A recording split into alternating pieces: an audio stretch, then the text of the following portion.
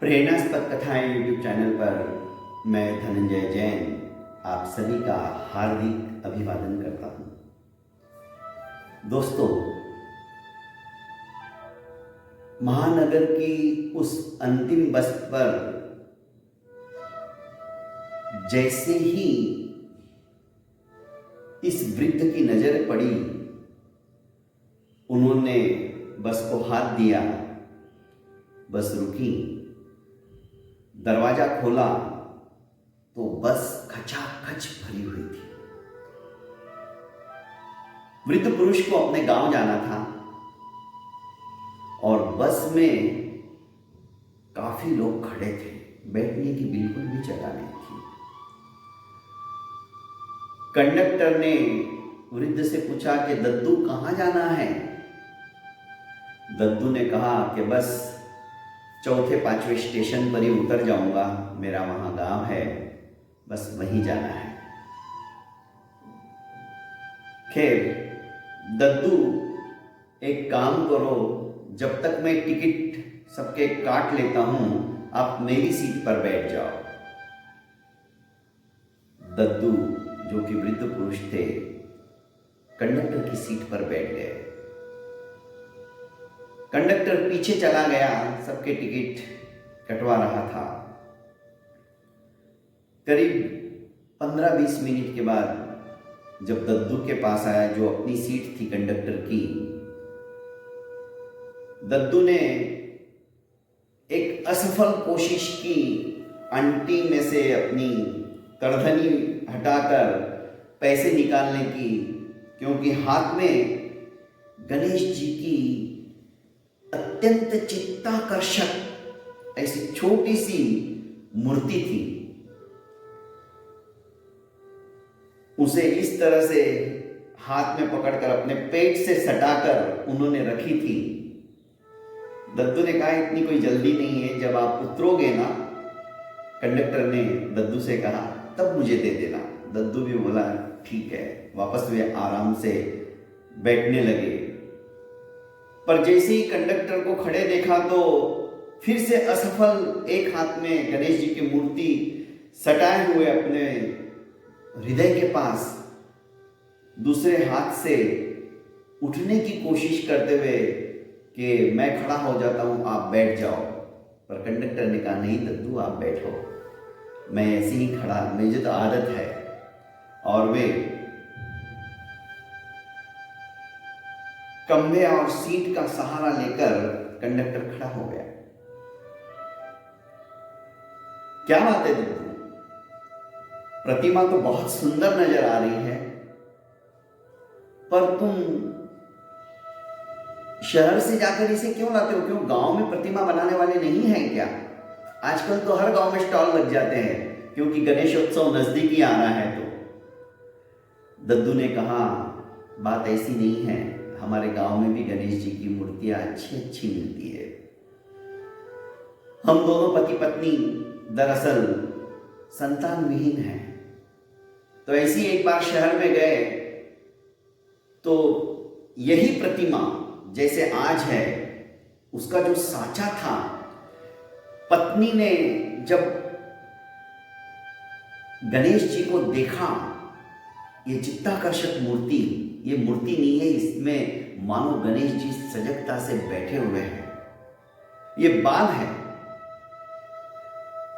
बाल्यावस्था में जिस तरह से बच्चे की मूर्ति मनमोहक होती है, ठीक इसी तरह यह मूर्ति है।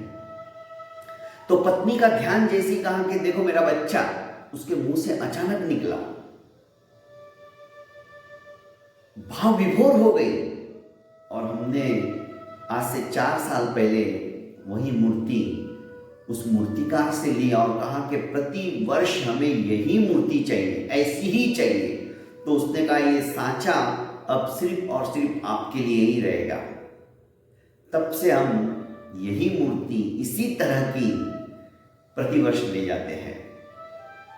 लोगों का आकर्षण इन दोनों की बातों से इतना बढ़ चुका था कि लोग झुक झुक कर मूर्ति की तरफ देखने की ऐसी कोशिश कर रहे थे। और सचमुच में मूर्ति इतनी चित्ताकर्षक थी, इतनी मनमोहक थी कि बस देखते ही चले जाओ। दद्दू को भी बड़ा मजा आ रहा था अपने बाल गणेश जी को बताते हुए। कईयों ने श्रद्धाभिभूत होकर गणेश जी के सामने हाथ जोड़े, किसी ने सर झुकाया। सचमुच में मूर्ति बोले तो साक्षात मानो गणेश जी का प्रतिरूप हो, इस तरह की कलाकृति से उसको सुसज्जित किया गया था। आगे दद्दू ने कहा कि कंडक्टर साहब, हमारे तो ये गणेश जी ही पुत्र है, और तब से हम, आप ताज्जुब करोगे, मेरे घर के अंदर इनके लिए छोटे छोटे कपड़े, इनके वस्त्र, इनके आभूषण, इनके लिए चम्मच, इनके लिए चांदी की छोटी सी थाली, सब कुछ है। जैसे अपने बेटे के लिए हम करते, उससे भी कई गुना ज्यादा हम हमारे, यानी ये मात्र मूर्ति नहीं है, इसके अंदर हमने प्राण प्रतिष्ठा कर रखी है, हमारे प्राण इसके अंदर बसते हैं।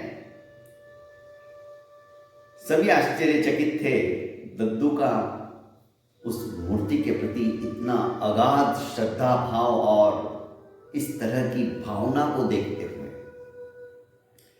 बातों बातों में दद्दू का गांव आ गया, कंडक्टर ने घंटी बजाई, दद्दू उतरने लगे तो एक व्यक्ति ने कहा, लाइए मुझे गणेश जी दीजिए, मैं इसे आराम से पकड़ता हूँ, आप नीचे उतर जाइए, फिर मैं आपको सौंपता हूँ।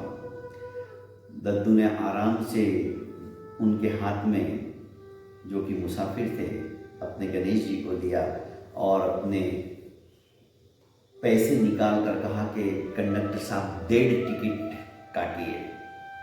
कंडक्टर के साथ साथ सभी आश्चर्यचकित हो गए, 1.5 टिकट? पर आप तो अकेले हो, क्यों ये मेरे बाल गणेश जी नहीं है क्या? ये सिर्फ मूर्ति नहीं है,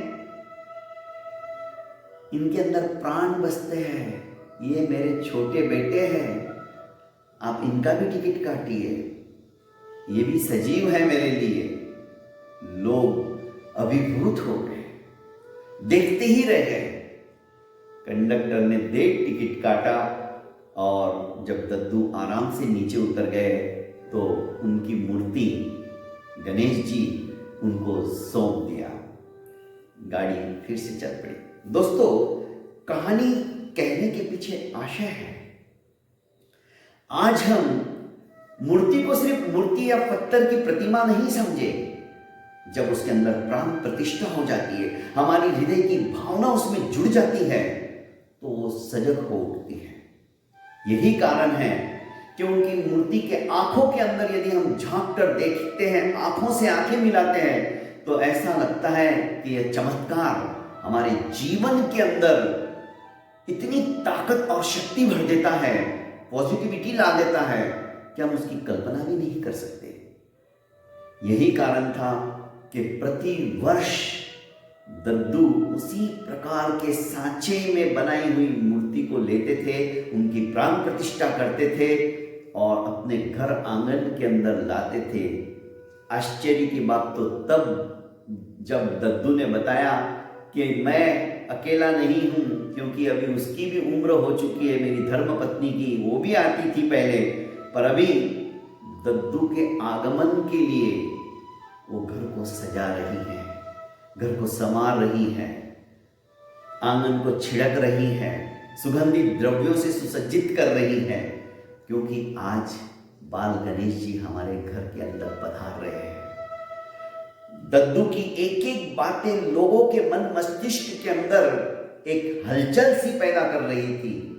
और आज हमारा बच्चा 8 साल का भी हो गया तो भी कहेंगे कि अभी तो 5 साल का ही है, 3 साल का ही है, इसका तो हाफ टिकट भी नहीं लगेगा।